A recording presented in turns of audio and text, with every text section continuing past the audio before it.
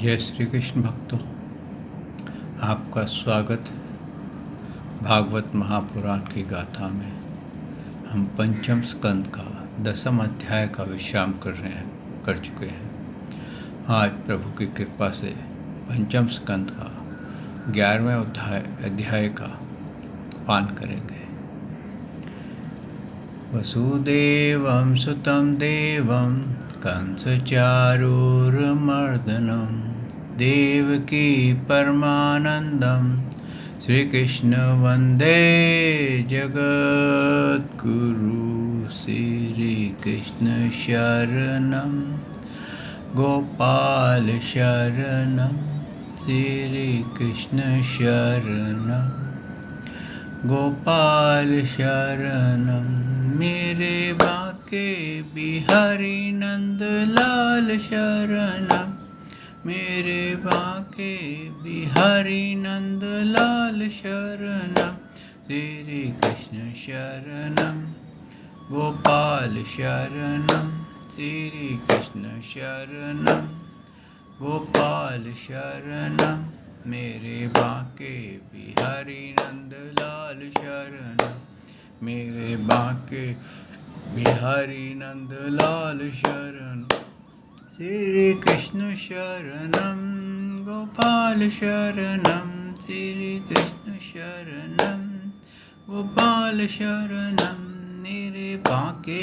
बिहारी नंद लाल शरणं रे बाके बिहारी नंद लाल शरणं श्री कृष्ण शरणं गोपाल शरणं श्री कृष्ण शरणं गोपाल शरणं मेरे बाके बिहारी नंद लाल शरणं मेरे बाके बिहारी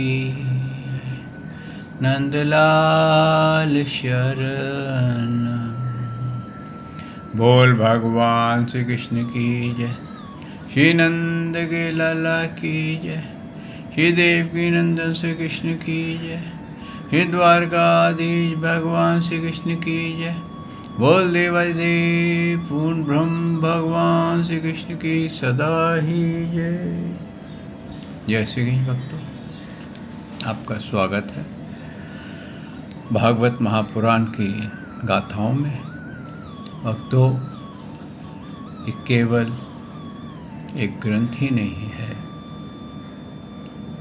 ये जीव अगर इसका पान करे और इसके महासागर में डुबकी लगा ले, गहराई तो इसकी कोई नाप नहीं सका, लेकिन जितनी भी डुबकी लगा सकता है, जितना भी गहराई में जा सकता है, ये वो बस महासागर है, अमृत में सागर है, जहाँ पर जीव को मोक्ष की प्राप्ति हो सकती है।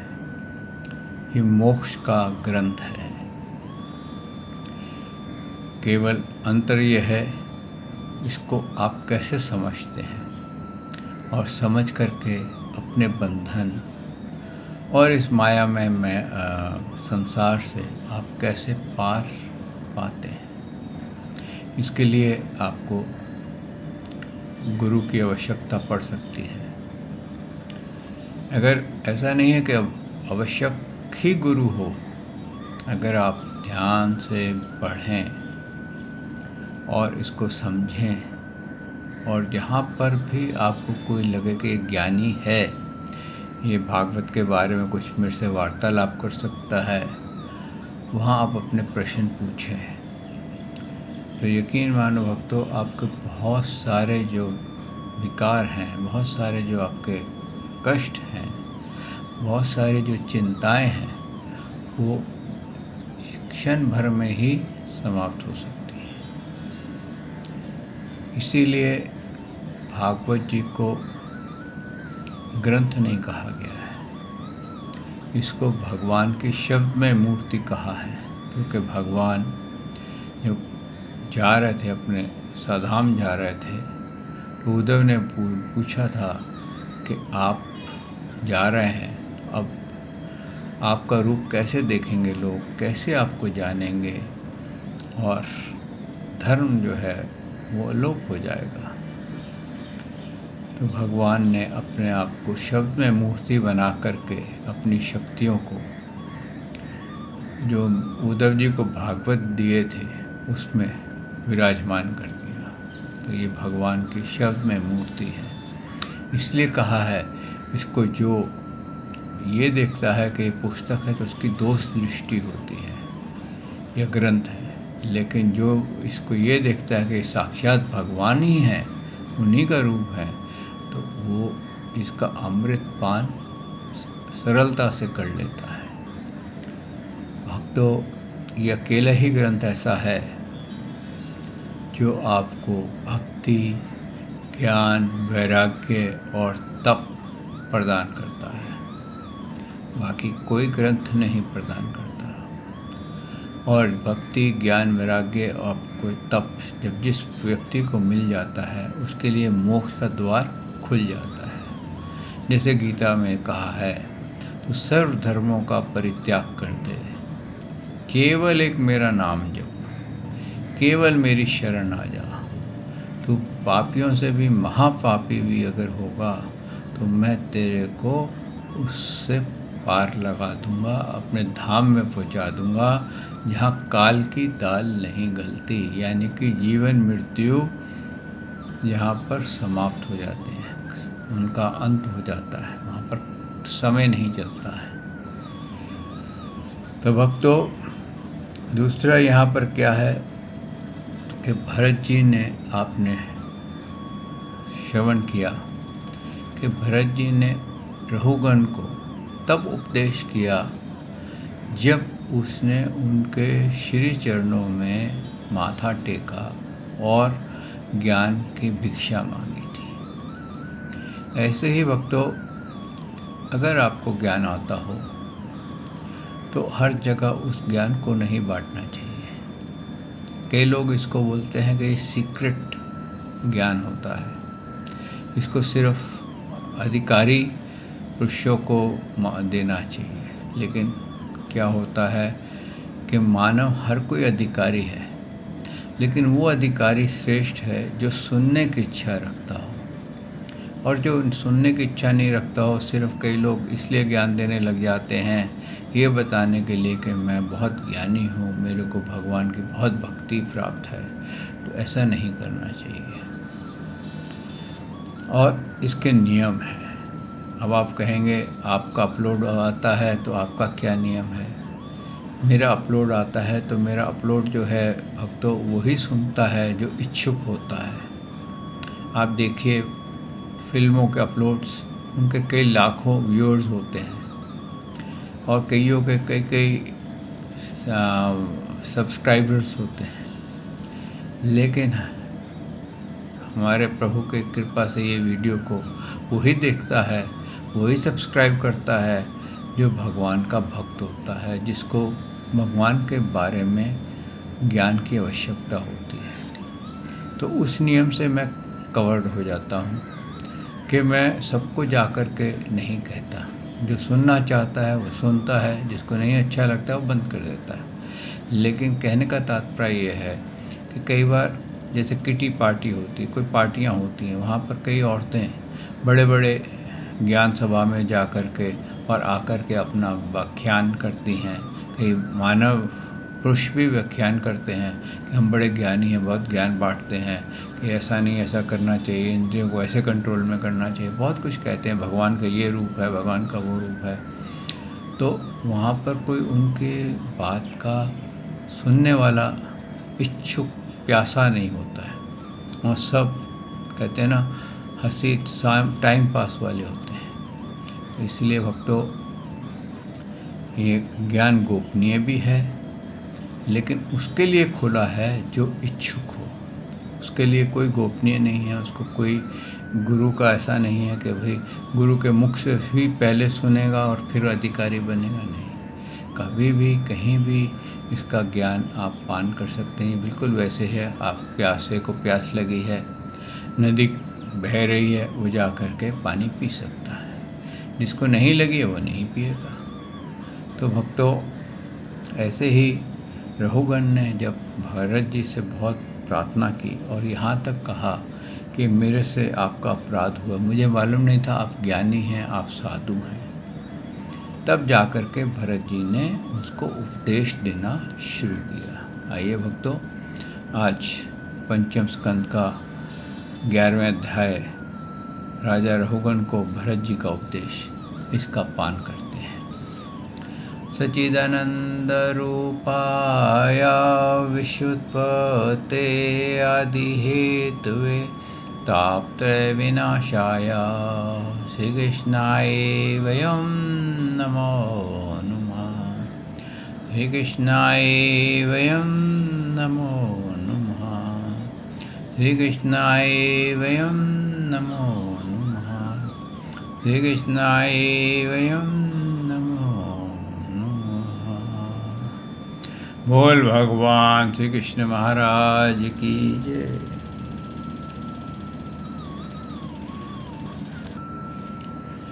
भक्तों, जब जड़ भरत जी ने देखा कि रघुगण अब मेरा शिष्य हो गया है,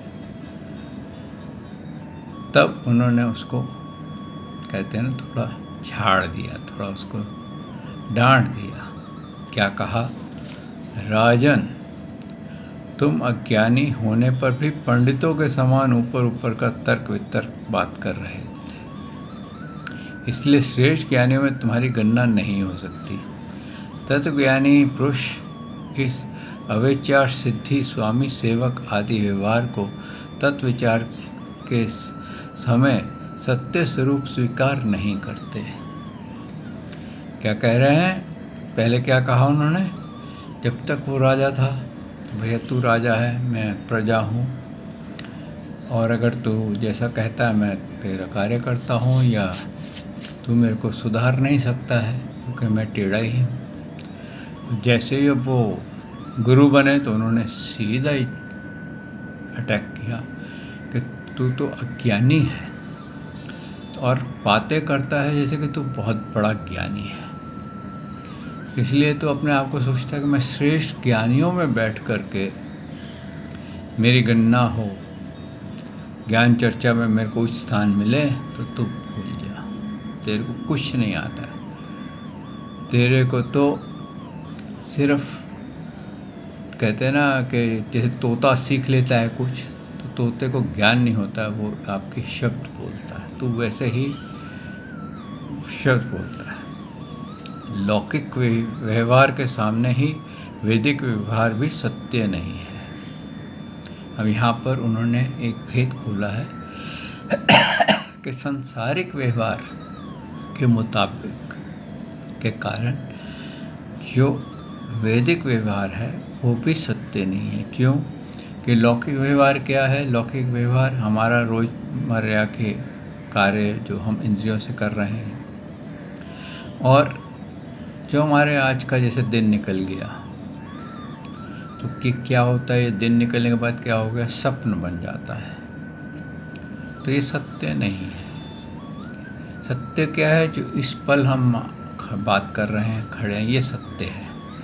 लेकिन कुछ समय बाद ये असत्य हो जाएगा। जैसे आप अपना बचपन देखते हैं, छोटे से बालक थे, जहाँ तक आपके चिंतन जाता, आप देखिए आपको कितने बचपन की याद आ जाती है, कितने साल के तक आपको याद आती है। साल भर के थे आपको याद आती है, 2 साल के थे आपको याद आती है। आपको याद आती है कि मेरे को गोद में उठाया जाता था, मेरे को माँ दूध पिलाती थी, अपना स्तनपान कराती थी। आपको याद है? नहीं है। तो वो क्या है? वो सब सपने की तरह चले गए। लेकिन उस समय आपको याद था कि मेरी माँ मेरे को कैसे स्तनपान कराती थी, कैसे मेरे पिताजी मेरे वस्त्र पलटते थे, नहलाते थे, धुलाते थे। तो वो क्या हो गया? वो स्वप्न हो गया। जिनके माता पिता नहीं रहे, उनके लिए वो स्वप्न हो गए हैं, और जिनके हैं तो वो अगर बूढ़े हो गए हैं तो उनका बचपन स्वप्न की तरह चला गया। इसी तरह उन्होंने कहा है कि वैदिक व्यवहार भी सत्य नहीं है, क्योंकि जो वेद वाक्य हैं ये कर्म कांड में ज़्यादा, इनका एक्सप्लेनेशन कर्म कांड में ज़्यादा है। क्यों? जीव की रुचि जो होती है, इंटरेस्ट जो होता है, वो कर्म कांड में होता है। उसको ये इंटरेस्ट होता है कि मैं ये जिगलरी करूं तो मैं ऐसा कुछ चमत्कार हो जाए, मैं ये करूं तो मुझे ये प्राप्त हो जाए, मैं ऐसे करूं तो ये स्टेज पे चला जाऊं और सब जगह मेरा यश गान हो जाए। क्यों कि अधिकांश जीव जो हैं वो राजसिक और तामस गुण में रहते हैं। सात्विक गुण में बहुत नंबर कम है, इसीलिए बोला है सात्विक गुण क्या है, सूक्ष्म है, बहुत बारीक है, उसमें ज़्यादा देर आदमी नहीं रह सकता। उसका एक बड़ा सीधा उदाहरण है, आप ध्यान योग करिए, बिना ऐसे सोचिए कि मैं किसी का विचार नहीं करूँगा, और आप देखिए कि 1 मिनट भी आप ज़ीरो कहते हैं ना थिंकिंग पे नहीं रह सकेंगे। उसके बीच में ही आपको कई विचार आ जाएंगे और 1 मिनट आपको ऐसे लगे जैसे पता नहीं कितना समय हो गया है मेरे को ध्यान करते हुए। और विचार क्यों आ रहे हैं? क्योंकि आपका मन राजस से भरा हुआ है। आपको कुछ कभी अपने सांसारिक पदार्थ याद आ जाएंगे, कभी आपको कुछ और पदार्थ खान पान याद आ जाएगा, कभी आपको मित्र लोग याद आ जाएंगे, कभी बचपन याद आ जाएगा, कभी दोस्त के साथ हंसी मजाक याद आ जाएगा, कभी किसी ऑपोजिट का चिंतन आ जाएगा। ये सब चिंतन जो है ये हमारे को राजस में रखते हैं। और अगर हमारे अंदर शुद्र पैटर्न है, दुष्टता के पैटर्न है, तो हम हमेशा वो कार्य करना पसंद करेंगे जिससे कि हमारा तो यश हो और सामने वाले का अनिष्ट हो।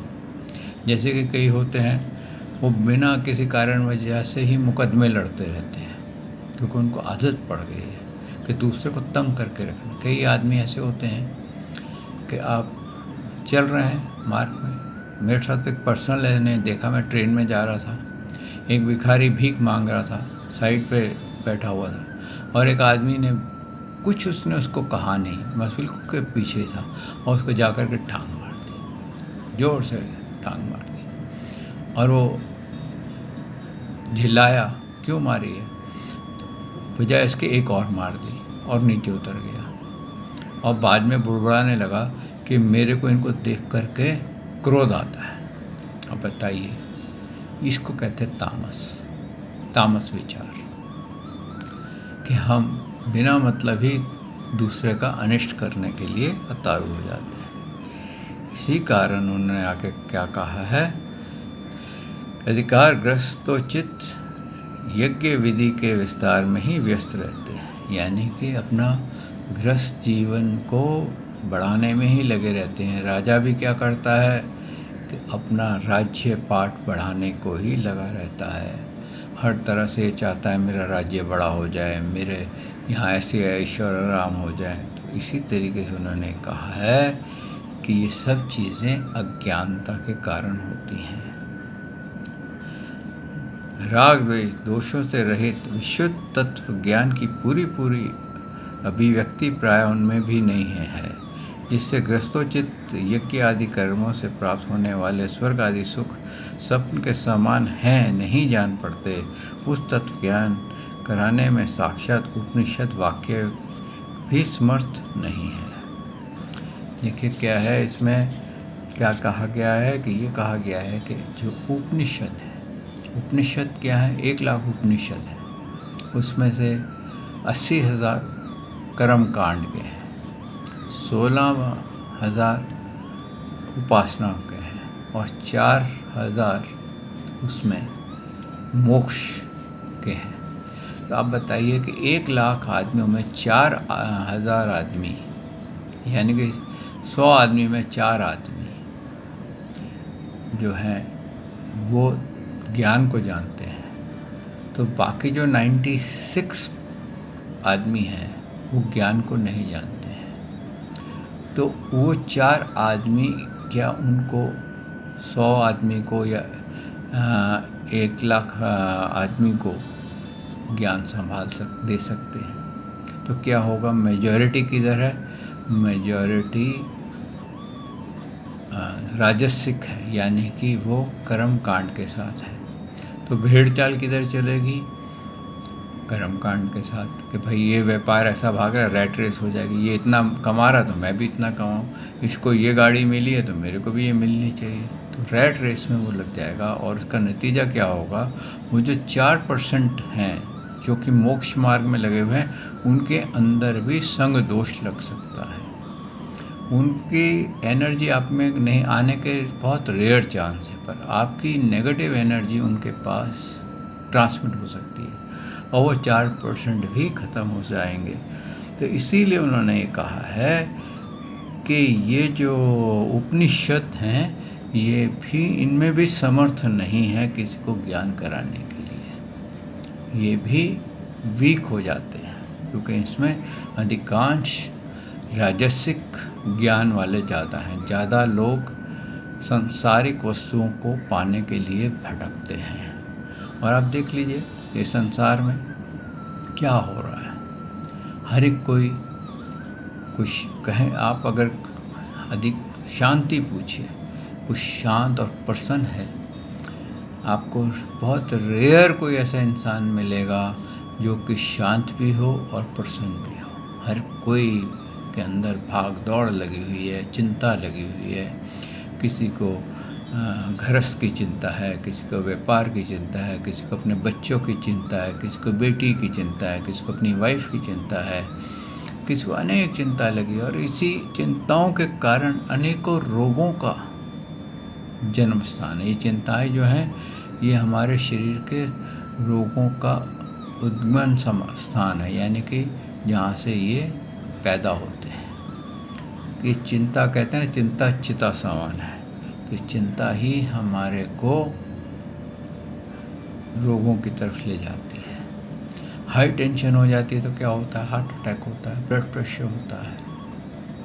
और हाई टेंशन जब आपके अंदर बहुत सारे किसी के साथ बहुत हैवी कहते हैं ना अटैचमेंट हो रही है और आप वो इंसान नहीं है, या उसके लिए आप बहुत ज़्यादा तड़पने लग जाएं, चिंतन करने लग जाएं, तो क्या होगा, आपको डायबिटीज़ होने के चांसेस बढ़ जाते हैं। और स्पेशली जो इंसान मर गया है, जो डेड हो गया, उसको अगर आप ज़्यादा याद करेंगे तो आपके और chances of getting diabetes will increase. तो डायबिटीज़ बढ़ सकती है, शुगर बढ़ सकती है, आँखों को प्रॉब्लम हो सकती है। ये सब हमारे दिमाग के, मन के विकार हैं। ये कहीं बीमारियां, बहुत सी 80% से ज़्यादा बीमारियां हमारे मन से उत्पन्न होती हैं, हमारे ब्रेन में उत्पन्न होती हैं। क्योंकि ब्रेन वैसे ही केमिकल, क्योंकि जब हम चिंतन करते हैं तो ब्रेन वैसे ही केमिकल डिस्चार्ज हो जाता है। आप को यकीन नहीं आए तो आप, ये रिसर्च हो चुकी है कि जब जानवर को काटा जाता है तो वो इतना भयभीत हो जाता है, उसमें से केमिकल डिस्चार्ज होते हैं और वो केमिकल डिस्चार्ज उसके मांसपेशियों में चले जाते हैं और वो कई बार इतना भयंकर रोग ले लेते हैं कि कैंसर की बीमारी जो है उसी से आती है, ब्रेन ट्यूमर की बीमारी उसी से आती है, बहुत अनेकों प्रकार की बीमारियां आती हैं। इसी प्रकार से भक्तों, जब हम भयभीत हो जाते हैं या बहुत ज़्यादा चिंतन में रहते हैं तो हम बहुत सारी बीमारियों, रोगों को पकड़ लेते हैं। इसका कारण क्या है? इसका कारण होता है कि हम संसार में चिपके हुए हैं। आगे उन्होंने क्या कहा है, जब तक मनुष्य का मन सत, व्रज अथवा तमोगुण के वशीभूत रहता है तब तक वह बिना किसी अंकुश के उसकी ज्ञान इंद्रियां और कर्म इंद्रियां शुभ अशुभ कर्म करता रहता है। ये 3 गुण हैं जो हमारे से कर्म कराते हैं। हमारे ये स्वभाव समझ लीजिए, पैटर्न समझ लीजिए। सात्विक गुण है तो हमें ईश्वर की भक्ति में कराएंगे, किसी का अच्छा करवाएंगे। राजसिक है तो हम अपने नाम के लिए, अपने परिवार के लिए ये कार्य करेंगे जिससे कि हमारा नाम हो, हमारे पर यश हो, ये हो। या अगर कई बार अनिष्ट करने का भी होता है तो हम अनिष्ट करने के लिए भी कर्म करते हैं कि भाई मेरा तो भला हो या ना हो पर दूसरे का नुकसान अवश्य हो जाए। कई ऐसे भी स्वभाव वाले व्यक्ति होते हैं तो वो केवल अनिष्ट देखते हैं। और जो राजसिक होते हैं वो केवल ये देखते हैं कि मेरा नाम कैसे बड़ा हो, मेरे परिवार को कैसे यश मिले, हर तरफ मेरे ही गुणगान गाते रहें। जो सात्विक होते हैं वो भगवान के चिंतन में रहते हैं, लेकिन कई बार सात्विक व्यक्ति को अहंकार आ जाता है, ज्ञान का अहंकार आ जाता है। कई बार उसको इस बात का अहंकार आ जाता है कि मैं तो बहुत बड़ा सोगी हूँ, यानी कि बहुत बड़ा जिसने मृत्युलोक की वस्तुओं को त्याग कर दिया है।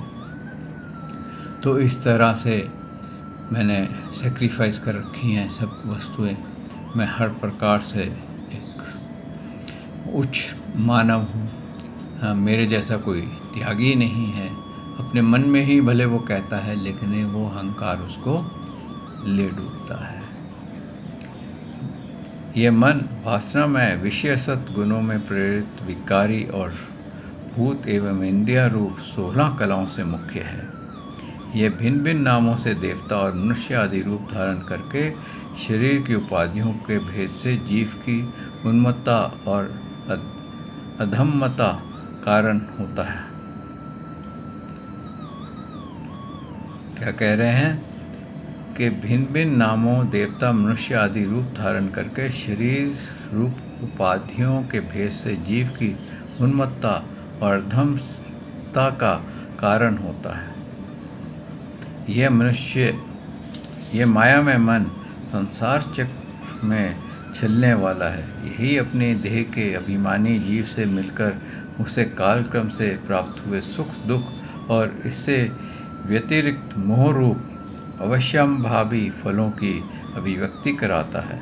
जब तक यह मन रहता है तब तक जागृत और स्वप्न अवस्था का व्यवहार प्रकाशित होकर के जीव का दृश्य बनता रहता है।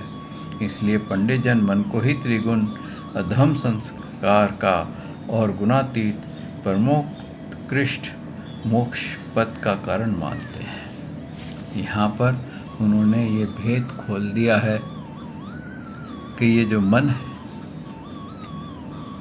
जब उच्च भक्ति करने लग जाता है, अच्छे कर्म करने लग जाता है, तो वो देवताओं के जन्म लेता है, यानी कि उसका मन देवता प्रकट करता है। ये जो शरीर है उसको देवता का प्राप्त होता है। जब मिले जुले कर्म करता है तो मनुष्य का शरीर प्राप्त होता है, और जब नीच कर्म करता है, गलत कर्म करता है, तो उसको पशु पक्षियों का, कीटों का, इनका शरीर प्राप्त होता है। तो क्या हुआ, ये मन ही, बात में उन्होंने कहा है, ये मन ही हमारे को जीवन मृत्यु से पार लगा सकता है, और ये मन ही हमारे को बांध सकता है। आगे उन्होंने कहा है, विशेषत मन जीव को संसार संकट में डाल देता है। विषयहीन होने पर वही उसे शांति में मोक्ष पद प्राप्त करा देता है। क्या यहाँ पर उन्होंने पूरा भेद खोला है कि जब हम विषयों का चिंतन करते हैं कि हमारे को ये मिल जाए, वो मिल जाए, हमारा ये नाम हो जाए, ये पत्नी मिल जाए, वो पुत्र, हमारा पुत्र इतना ऊंचा हो जाए, जब हम विषयों में लगे रहते हैं, इतना धन है, हमारे को इतना धन और मिल जाए, तो ये हमारे को संकटों में डाल देता है, क्योंकि हम उस विषय को पाने की कोशिश करते हैं, और कई बार हम ऐसे कर्म करते हैं जो कि शायद अनुकूल हों या प्रतिकूल हों, वो नहीं होते हैं, तो हम उसमें फंसते चले जाते हैं। जैसे कई बार आप देखते हैं ना, शेयर मार्केट में जो शेयर खरीदते हैं, वो आप गौर करिए कि वो जब भी खरीद रहे होते हैं तो अगर फ़ायदा होता है तो बहुत खुश होते हैं, लेकिन जब नुकसान होता है तो उसको पकड़े रखते हैं कि नहीं अभी फ़ायदा हो जाएगा, अभी फ़ायदा हो जाएगा। तो होता क्या है कि उनका पूरा पैसा कई बार डूब जाता है। इसी प्रकार से ये विषयों में जब हम फंस जाते हैं तो कई बार वो विषय जो होते हैं हमारे सारे पुण्य कर्म लेकर के चले जाते हैं, और हम कंगाल की तरह नरकों की तरफ पहुंच जाते हैं।